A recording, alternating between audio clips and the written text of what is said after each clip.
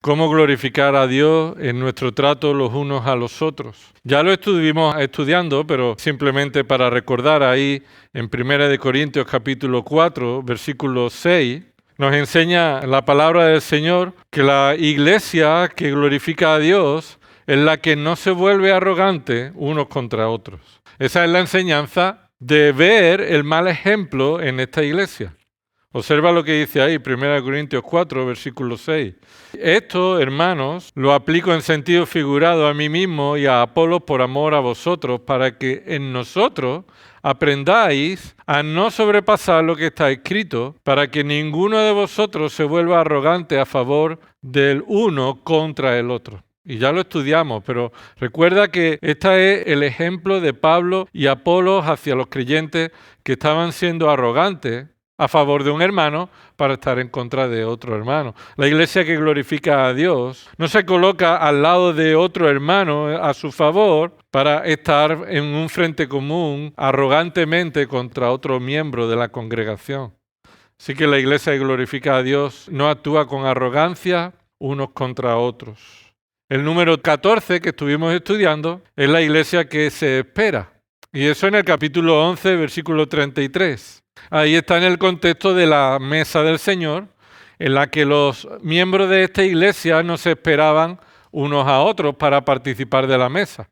Y esto no es solamente una cuestión de tiempo, esto es una cuestión de consideración o de falta de amor hacia los hermanos. No se esperaban, entonces cada uno comía de lo suyo sin compartir con aquellos que no tienen. Posiblemente los que llegaban más tarde eran aquellos que venían de otros lugares más lejanos y también posiblemente con poca capacidad económica. Y ahí dice en el versículo 33, así que hermanos míos, cuando os reunáis para comer, esperaos unos a otros. Porque había división en el versículo 18. Y cuando os reunís como iglesia hay división entre vosotros. Después más adelante dice el versículo 20, por tanto cuando os reunís ya no es comer la cena del Señor, porque al comer cada uno toma primero su propia cena y uno pasa hambre y otro se embriaga. Así que algunos tomaban demasiado y otros no tenían suficiente. Y entonces la enseñanza de Pablo para esta iglesia es que se esperen. Sí, eso es la aplicación, pero el fondo es que se amen, se compartan, se consideren unos a otros. Así que glorificamos a Dios al estar dispuestos a esperar a otros para poder compartir lo que el Señor nos da con aquellos que tienen necesidad. Por eso dice en el versículo 34, si alguno tiene hambre, es decir, si alguno tiene la excusa de decir, yo no espero porque tengo hambre.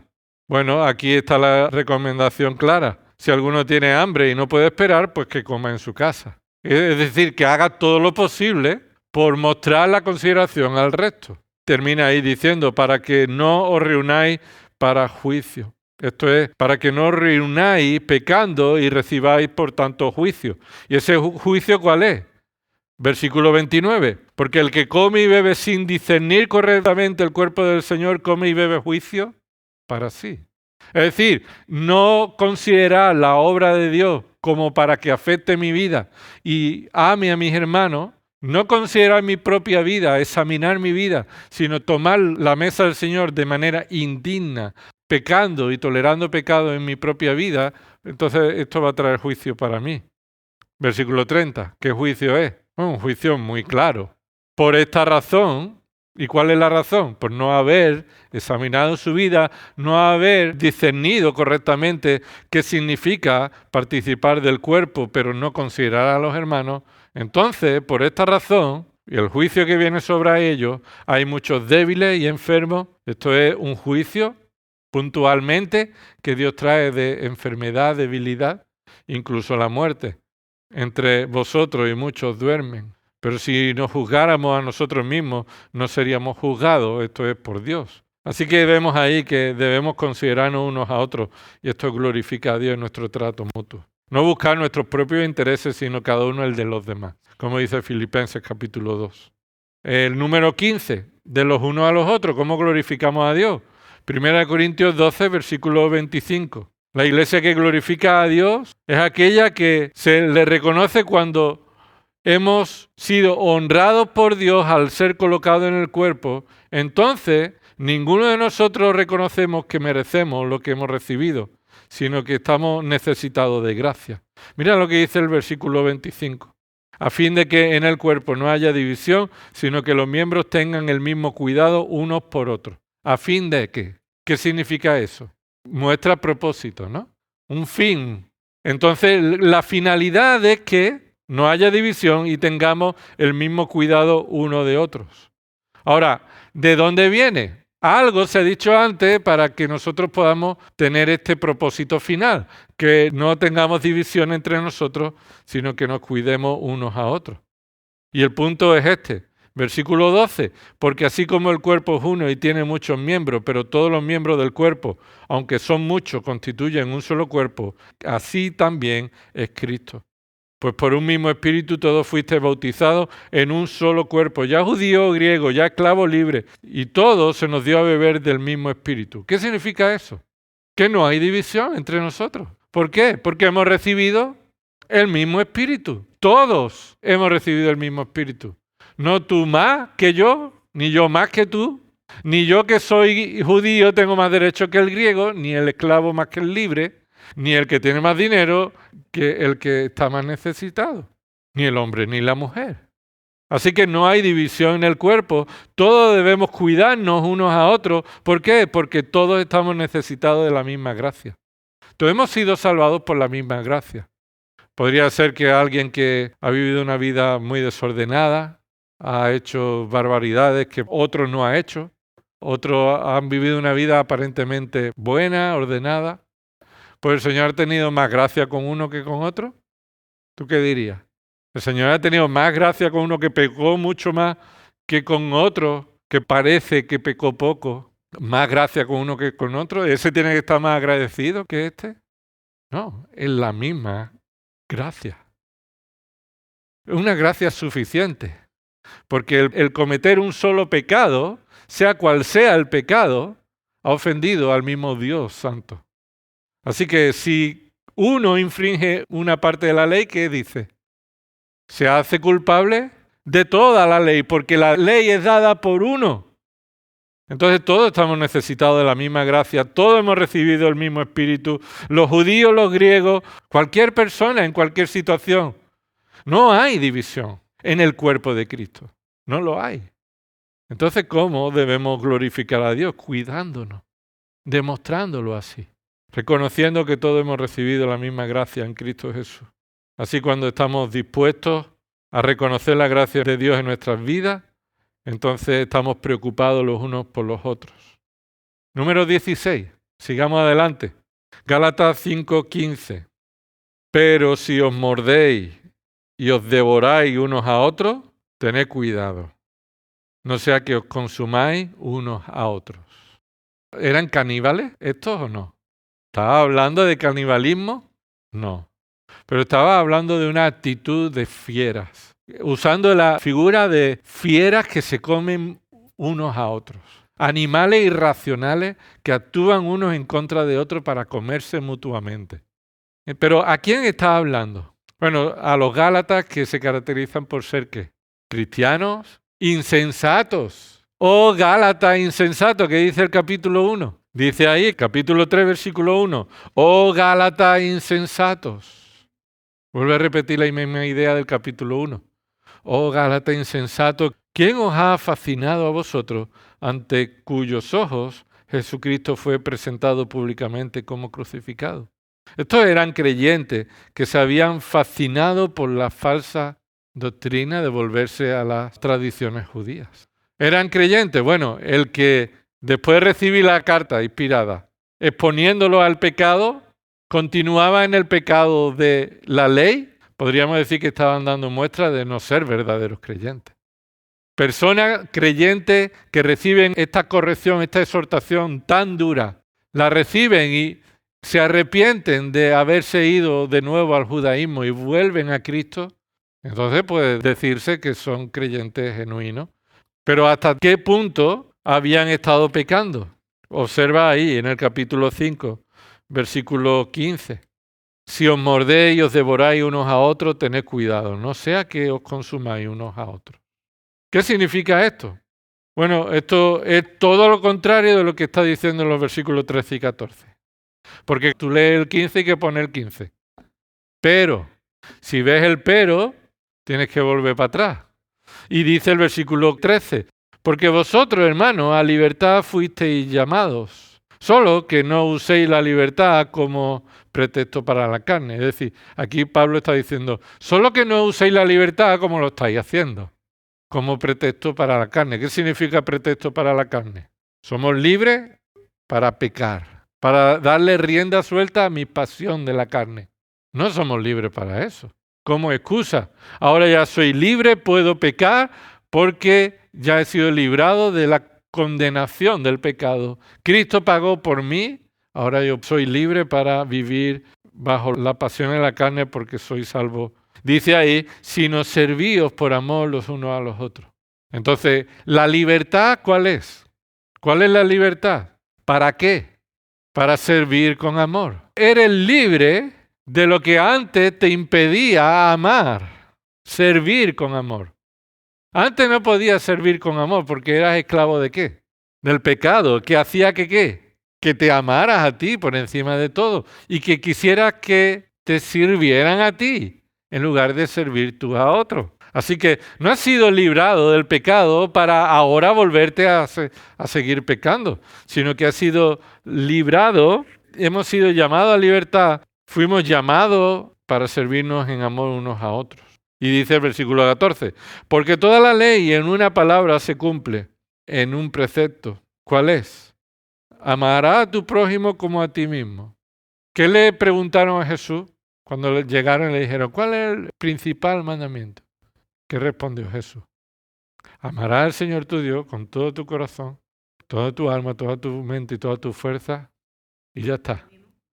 El segundo es semejante. Eso es importante. Lo que Jesús estaba diciendo es que Dios primero, es decir, es inseparable. No puedes decir amo a Dios, pero aborrezco a mi hermano, ¿verdad? No puedes separarlo. ¿Cuál es el mandato que Pablo cita aquí? La ley se resume en uno y deja amar a Dios a un lado. Creo que con toda intención, con toda la intención. Porque los que quieren cumplir la ley decían que lo hacían por amor a Dios. Y los que decían que cumpliendo la ley alcanzaban la salvación, entonces lo hacían con la excusa de amar a Dios. Entonces eso para ellos no era raro. Lo que sí era necesario para ellos es ser expuestos a lo incongruente, a lo contrario, a lo que todavía ellos toleraban, y era que no se amaban, no se servían. Y los Gálatas querían cumplir la ley y Pablo le dice, bueno, pues cumplir la ley. Y la única forma de que podamos cumplir la ley es habiendo nacido de nuevo. Ahora, no la ley del judaísmo, de los sacrificios, no la ley de la tradición del sábado, ni de los ayunos, ni de todas las cuestiones del Antiguo Testamento y de los lavamientos y de todas las historias. No, la ley que viene de un corazón transformado que busca agradar a Dios y cumple su palabra. Pero esto es lo que pasa en una iglesia que no glorifica a Dios, que actúa como animales.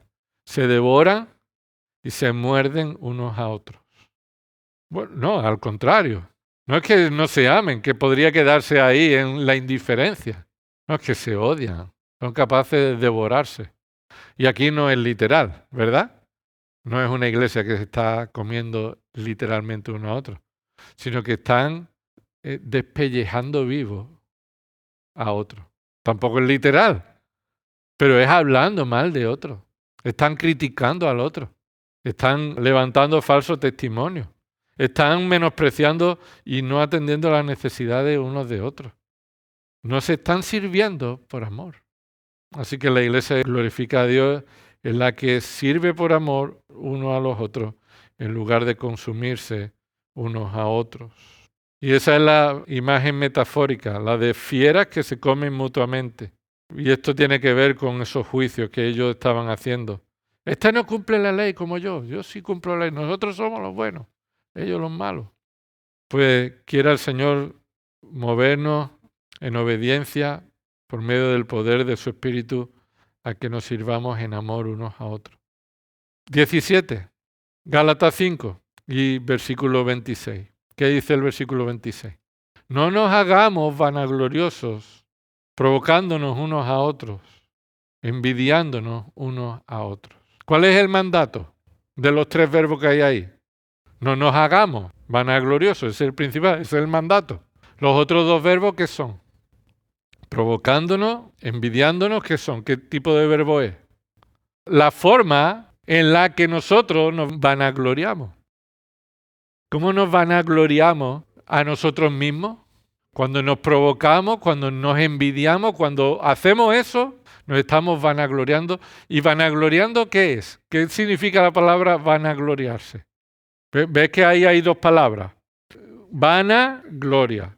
Es decir, buscar la gloria propia que no vale de nada.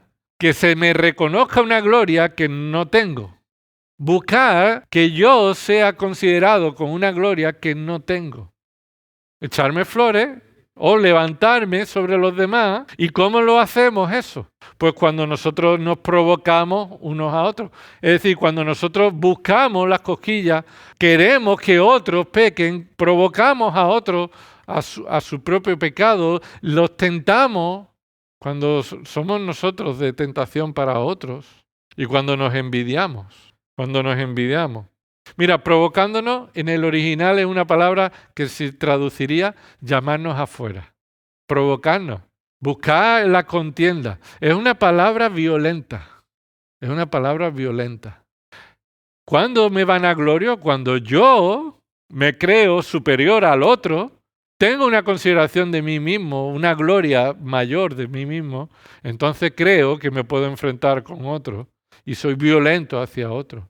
Cuando pierdo el temor de Dios y además cuando busco no glorificar a Dios sino a mí mismo. Así que agitar lo malo que está en el otro, provocarnos, hacer que lo malo que está en el otro también salga. Yo sé que a mi hermano no le gusta esto, lo voy a chinchar, ¿no? Espero y creo que eso no debería estar en nuestro corazón. Pero aquí hay una iglesia que hace esto. Pablo se está metiendo en este grupo. ¿Me explico? Pablo aquí no está hablando de ellos, Pablo está hablando de nosotros. Entonces Pablo está diciendo, cualquiera de nosotros se puede ver tentado a buscar la gloria de sí mismo, provocando a otros, porque así yo voy a quedar mejor, voy a sacar a la luz el pecado de los demás, y lo hago provocándoles. La otra forma en la que me glorío o me vanaglorio, busco una gloria inútil que no merezco, sino solo Dios merece toda la gloria, es envidiándonos. ¿Y qué es envidiar? Envidiar es sentir disgusto al ser testigo o al escuchar la prosperidad de otro. Sentir disgusto al ser testigo o escuchar que otro prospera. Y eso me hace sentir mal. Esa es la envidia. ¿Ves algo que el otro hermano tiene y te alegra? Eso no es envidia. ¿Ves algo que otro hermano tiene y te hace sentir mal porque quisieras tenerlo tú? Eso es envidia. Es más, eso es envidia que te vanagloria. Porque dices, yo también me lo merezco. O yo también lo quiero porque también puedo tenerlo igual que él. ¿Por qué él y yo no? Hermano, esto no está lejos de que cada uno de nosotros podamos caer en este pecado. Por eso tenemos que considerar que necesitamos el fruto del Espíritu. Mira el versículo 25. Si vivimos por el Espíritu, andemos también por el Espíritu. Todo esto, no vanagloriarnos, no provocarnos, no envidiarnos, solamente se puede hacer de una forma. ¿Cuál es? Viviendo en dependencia del Espíritu. Viviendo en dependencia del Espíritu. ¿Y esto cómo se hace? Digo, pues andad por el Espíritu y no cumpliréis el deseo de la carne. Esto es efectivo. Una cosa va a producir un efecto. Es diferente al versículo 25, ¿verdad? ¿Qué dice el 25? Míralo. Si vivimos por el Espíritu, andemos. Andemos. Ese andemos es un mandato. Pero en el versículo 16, el mandato está ahí. Andad por el Espíritu. ¿Y qué dice? La consecuencia. Y no cumpliréis el deseo de la carne. Y esto es ser guiado por el Espíritu, es ser guiado por la palabra de Dios. Como dice Colosenses 3:15. Así que una iglesia que glorifica a Dios es aquella que no busca sus miembros, van a gloriarse a sí mismos, provocándose y envidiándose, sino buscar la gloria de Dios, alegrándonos por lo bueno que los otros tienen y también procurando la edificación y el bien de los demás. Y terminamos en Gálatas capítulo 6, terminamos el 18, Gálatas capítulo 6, y dice ahí versículo 1 y 2. Hermanos, aun si alguno es sorprendido en alguna falta, vosotros que sois espirituales, restauradlo en un espíritu de mansedumbre, mirándote a ti mismo, no sea que tú también seas tentado. O posiblemente, si has leído el versículo anterior, dice, yo no tengo riesgo de caer en la vanagloria. En el siguiente versículo nos encontramos que nos examinemos. No vaya a ser que nosotros también caigamos en ese mismo pecado. Ahora, si hay algún hermano que está pecando después de haber expuesto los frutos de la carne y del espíritu, aun si alguno es sorprendido en alguna falta, no tenemos razón para destruirlo. No es la forma en la que la Iglesia debe responder a un hermano que ha pecado. La forma en la que la Iglesia responde a un hermano que ha pecado, ¿cuál es? La disciplina bíblica. Y nos puede chocar y parecer feo, pero la disciplina bíblica es lo que Dios nos da para cuando un miembro peca. Y la disciplina bíblica no es hacerle daño al hermano. La disciplina bíblica no es destruir al hermano. La disciplina bíblica busca restaurar al hermano. La disciplina bíblica es amar al hermano. Y observa lo que dice ahí, vosotros que sois espirituales, o dicho de otra manera, los que de vosotros que seáis espirituales, porque es una forma de poner delante del espejo a cada uno de los miembros. Los que sois espirituales debéis actuar así. Los que no estáis actuando así, ya sabéis lo que sois. No sois espirituales. No estáis andando según el espíritu, sino según la carne. Entonces, como dice el versículo 1, restaurarlo en un espíritu de mansedumbre. Y el espíritu de mansedumbre se explica. ¿Cuál es la mansedumbre? Bueno, no con la violencia para destruirlo, sino con la humildad de considerarte a ti mismo primero. Dice ahí, mirándote a ti mismo, examinándote a ti mismo, no sea que tú también seas tentado, o estés pecando del mismo modo en otro pecado o en ese mismo pecado. Entonces dice el versículo 2, llevad los unos las cargas de los otros y cumplid así la ley de Cristo. Y ese es el punto del 18, llevar las cargas de los otros. Uno, la carga de los otros. ¿Qué significa eso? ¿Que nos ayudemos cuando vamos cargados? ¿Que cuando hagamos una mudanza que nos llamemos? Bueno, no significa eso. Está en el contexto de ¿qué? En el contexto de restauración por un pecado. En un contexto de pecado en el que la Iglesia debe restaurar. Así que cuando un hermano está débil en la fe y está pecando, lo que necesita es que otro hermano para restaurarlo venga y lleve la carga que él ahora en ese momento no puede llevar. Y forma parte de la disciplina bíblica. Pero llevar la carga no es tolerar que siga pecando. Y llevar la carga implica que aunque ese pecado te ha afectado a ti, tú debes sobrellevar esa carga, ese sacrificio y buscar la restauración del hermano. Estando dispuesto a sufrir que el hermano ha pecado contra ti, pero cuando tú lo restauras y el hermano te pide perdón, ¿qué tienes que hacer? ¿Cuántas veces?